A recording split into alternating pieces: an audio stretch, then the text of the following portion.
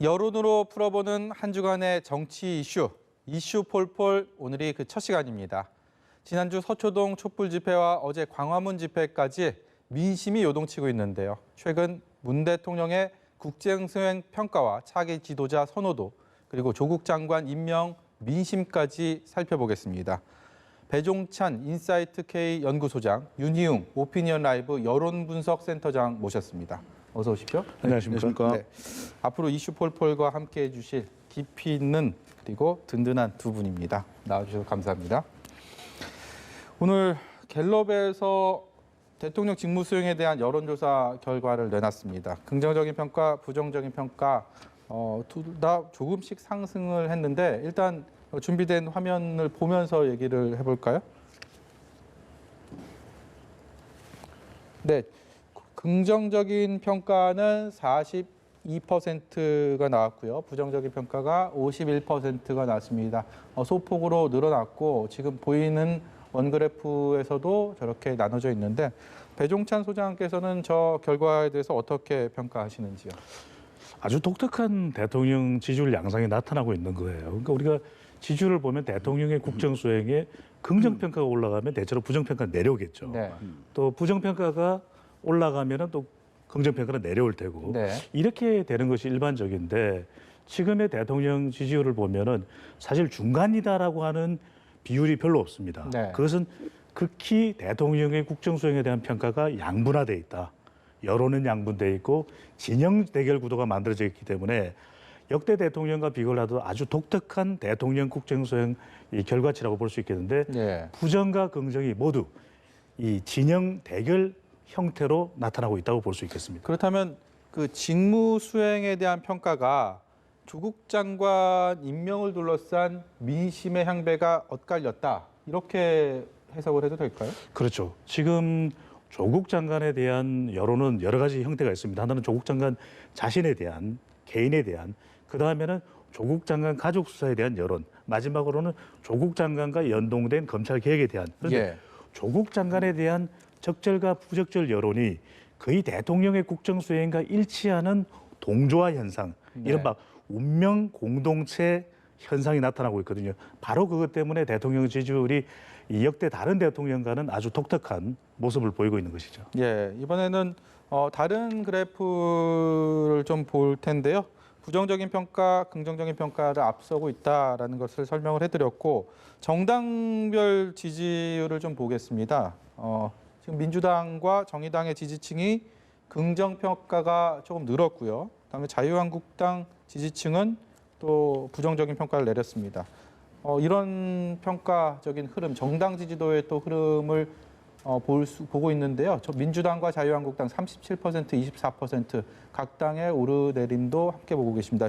윤희웅 센터장님, 저 흐름을 어떻게 분석하시는지요? 일단 지금 정당 지지율 이렇게 나오고 있는 상황인데요. 여전히 어쨌든 여당인 더불어민주당이 어쨌든 제1야당인 자유한국당에 비해서는 이제 높은 수치가 나오고 있습니다만 네. 아까 이제 말씀하셨던 정당 지지층별로 대통령 국정수행 평가에 대해서 이제 확연히 다른 모습들을 보여주고 있거든요. 네. 진보적 성향의 정당이라고 할 수 있는 민주당과 정의당 등에서는 상당히 높게 긍정평가를 하고 있는 반면에 네. 보수 색채를 지니고 있는 자유한국당과 바른미래 지지층에서는 또 이제 90% 내외의 매우 이제 압도적으로 부정평가를 내리고 있어서 네. 아까 우리 배 소장님 말씀하신 대로 상당히 이제 양분된 형태, 극단화된 형태를 지금 이제 보여주고 있다. 그런데 이제 방금 그래프에서 보셨듯이 여당 지지율이 야당 지지율보다 높은 상황이잖아요. 예. 그런데도 불구하고 대통령의 국정평가에 있어서는 부정평가가 높은 상황인 그렇죠. 것이죠. 예. 그러면은 상당히 의아해하실 분들이 있을 것으로 보여요. 여당 지지율이 높은데 왜 이제 야당이 평가하는 부정평가가 더 높은가 보면은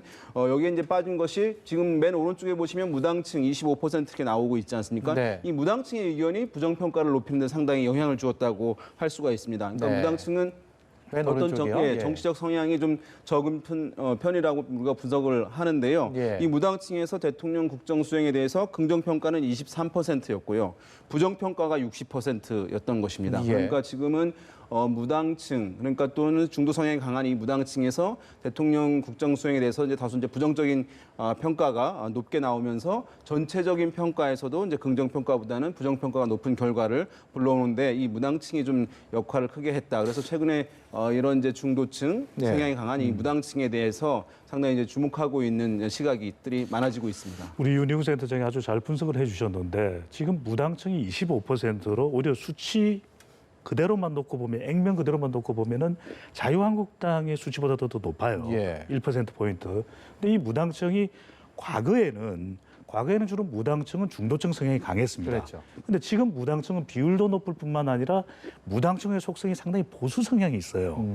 왜 보수 성향이냐면 우리가 보통 이 보수층이 한 35에서 거의 많을 때는 40% 가까이 되는데 네. 이른바 지금 보수지만 자유한국당을 지지하지 않는 우리가 이른바 샤이 보수라는 이야기를 많이 합니다. 네. 이 샤이 보수가 지지 정당이 없다는 무당층에 많이 포함이 되어 있는 겁니다. 그러다 보니까 지금의 무당층, 지지 정당이 없다는 층은 사실은 보수 성향이 상당히 강하고 이 보수 성향이 강한 무당층은 대통령 국정 수행을 부정적으로 평가하고 있거든요. 그래서 이들을 모아 보면은 지금 더불어민주당의 지지율보다도 훨씬 많은 비율로 대통령 국정 수행에 대해서 부정 평가를 내리고 있는 것이죠.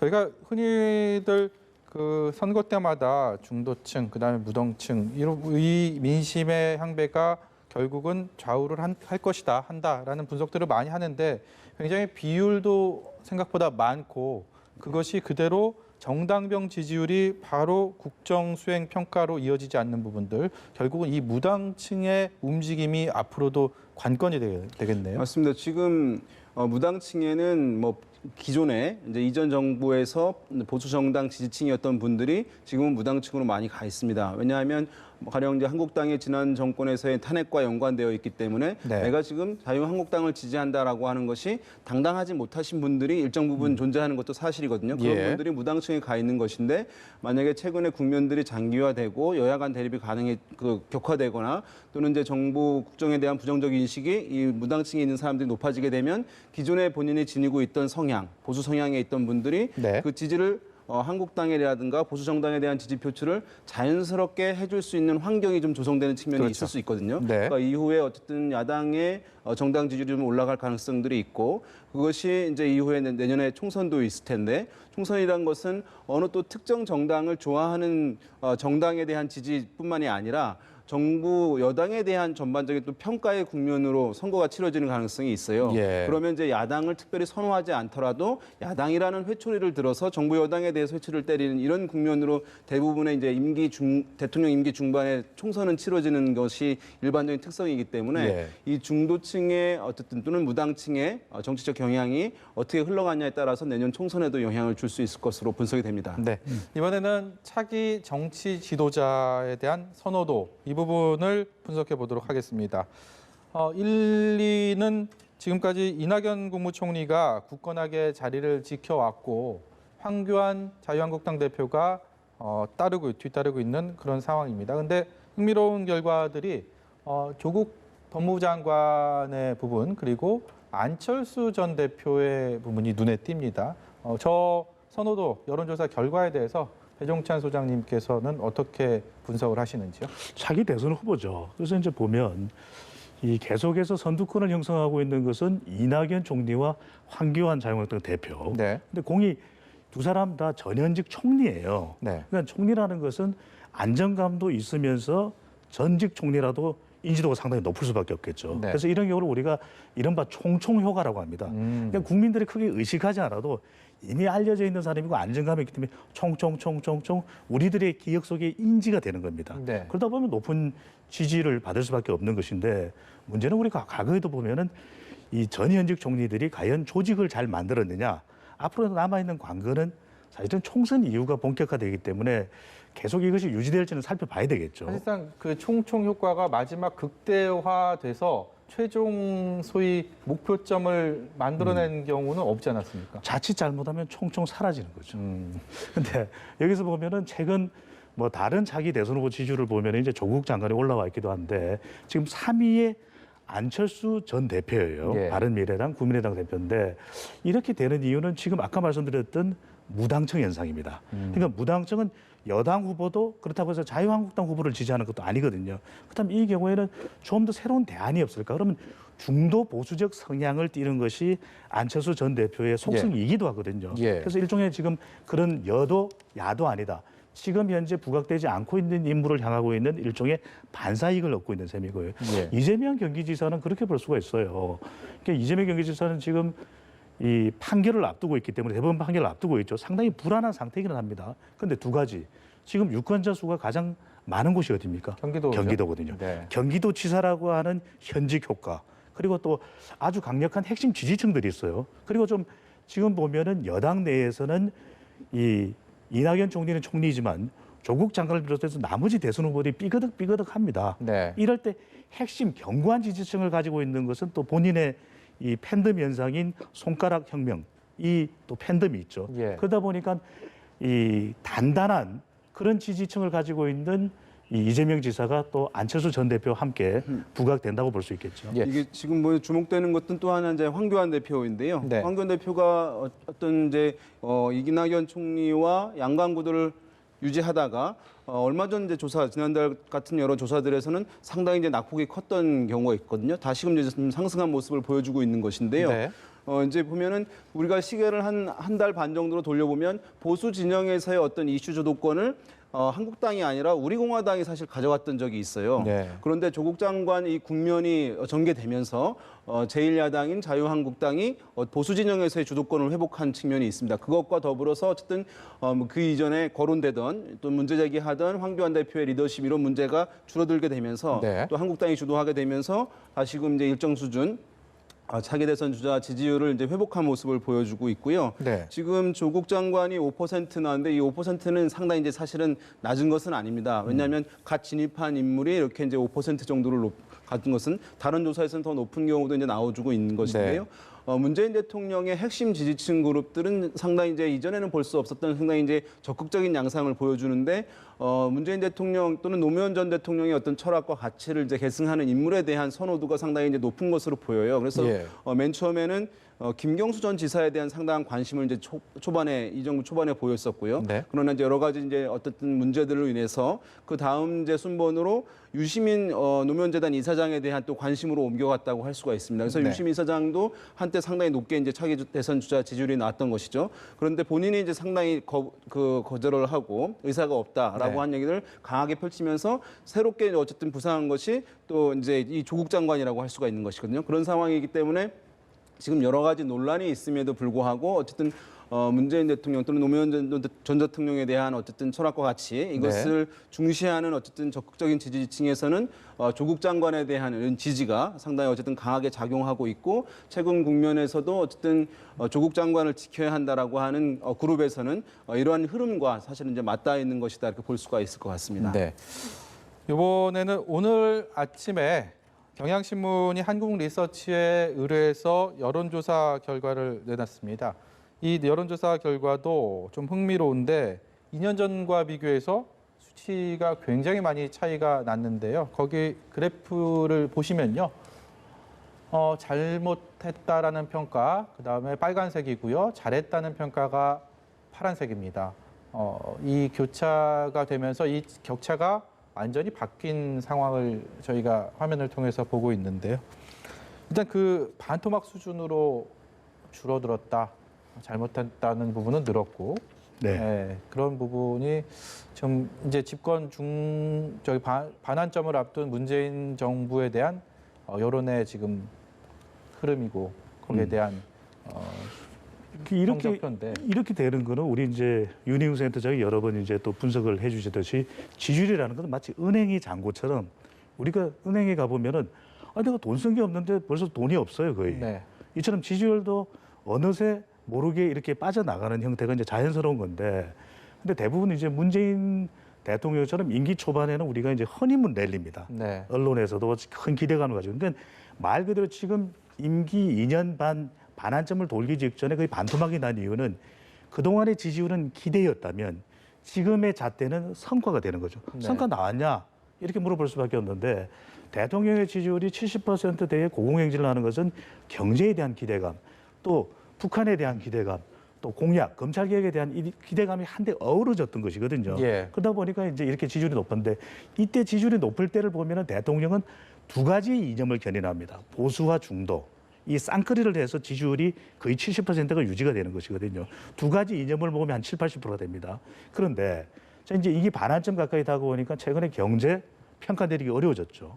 북한 불투명해졌죠. 그럼 이제 검찰 개혁인데 또 조국 장관 논란으로 이것이 또 국론이 양분되는 현상이 나타나니까 중도층에서도 의견이 엇갈립니다. 네. 이러다 보니까 대통령은 거의 절반 정도밖에 가져가지 못하는 반토막 현상이 나타나는 거죠. 그러니까 네. 이때 중요한 것은 중도층뿐만 아니라 좀 더 국정 운영의 폭을 넓히게 되는 외연 확대의 국정 운영 전략을 짜는 것도 청와대를 비롯해서 정부 여당에서 상당히 중요한 전략이 되겠죠. 네. 그 윤희용 센터장님, 네. 문재인 대통령의 그동안의 가장 든든한 지지층이다라고 하면 젊은 층이었습니다. 흔히들 그렇죠. 2030으로 통하는 그런 젊은 세대였는데 이 평가가 굉장히 박해졌습니다. 이 부분은 우리 지금 현 정부 입장에서도 좀 아플 수밖에 없는 부분일 것 같은데요. 맞습니다. 이제 지금 특히 이제 보면은 이 해당 조사에서 문재인 대통령의 소통과 관련한 분야에서 평가를 했는데 20대 같은 경우에 초반에 96% 뭐 예. 거의 전체가 긍정적으로 평가를 했습니다만 지금 이제 절반 이하로 네. 떨어져 있는 그런 상황인데요. 일단은 이제 20대들 자체가 이제 과거와 좀 많이 달라진 측면이 있습니다. 그러니까 과거의 20대들 같은 경우에는 이제 이념적으로 30대와 동일하게 돼서 어떤 대학에서 이념적인 성향을 강화한다거나 그래서 네. 이제 이념적인 수준에서 평가를 하고 국정을 평가하고 정권을 평가하는 경향들이 강했던 측면들이 있었거든요. 그러나 지금의 20대들은 이제 그 시대와 좀 다르게 예. 굉장히 리버럴한 이제 세대이고요. 그리고 상당히 세대의 다양성이 있습니다. 우리가 지난 대선을 사실은 돌아보면은 그때도 조짐이 나타났었는데요. 그때 대선 주자들이 이제 문재인 이제 당시 대통령 이제 후보도 있겠고요. 또는 안철수 후보도 있겠고 유승민 후보, 심상정 후보 다 예. 10%를 넘었어요. 네. 그리고 홍준표 후보도 10% 가까운 수준을 이제 득표를 했었거든요. 그러니까 20대들이 이전에 비해서 많이 다양화되어서 어떤 정치적 그룹들을 평가하는 흐름들이 강화된 측면이 있겠고요. 그 다음에 어쨌든 최근에 어떤 20대들에서는 경제적 상황에서의 취업의 어려움 이런 것들이 어쨌든 정권에 대한 불만으로 표출되는 측면들이 있는 것으로 보여지고 또 한 가지는 20대들이 이제 공정에 대한 것에 상당히 민감해진 상황입니다. 그러니까 과거의 기성세대들 같은 경우에는 우리가 지난번 평창 올림픽 때 아이스하키 팀 관련한 논란이 있었지 않습니까? 예, 그때는 남북 한일팀 논란이 기성세대는 있었죠. 이렇게 예. 생각하는 것이죠.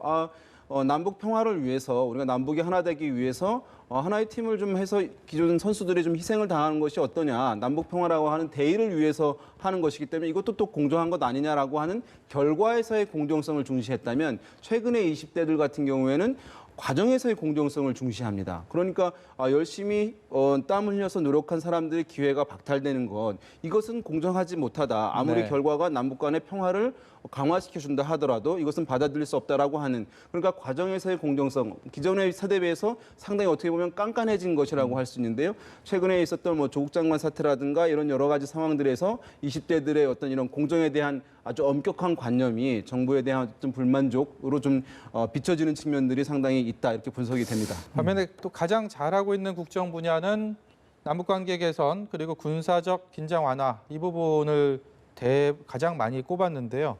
여기에 대해서도 정부가 이 부분을 아주 유의 깊게 보면서 앞으로도 여기에서 좀 반등을 할 수 있지 않을까라는 기대를 갖고 있을 것 같아요. 네, 맞습니다. 지금 이제 여러 가지 어떤 부정적 평가 높아지고 있습니다만 우리 국민들이 남북 간 긴장 완화에 대해서는 상당히 어쨌든 좋은 점수를 주고 있던 것이고 아직도 이것은 파괴력이 있다고 할 수가 있을 것 같습니다. 지금 이제 남북 간의 교착 상황이고 또 북미 간 정상회담 여러 가지 성과 내는 것이 불투명한 상황이기는 합니다만은 지금 이제 논의되고 있는 북미 간의 실무 협상이 잘 원만히 진행이 되고 이것이 네. 실질적인 어쨌든 북한의 비핵화 협상으로 이어진다면 예. 어쨌든 그것은 여전히 다시 한번 문재인 정부의 어쨌든 국정 성과 대표적인 국정 성과로 평가될 수가 있는 것이고 그것은 대통령의 국정 수행 지지율에도 상당히 긍정적으로 작용할 가능성은 여전히 열려 있다고 할 수가 있겠고요. 그런 네. 면에서 어쨌든 정부로서는 여러 가지 국내 정치적인 악재들이 있는 상황인데 지금 이제 외부 요인이긴 합니다만은 북미 간의 협상이 상당히 원만하게 어쨌든 성과 있는 협상으로 이어져서 그것이 남북 간의 긴장 완화로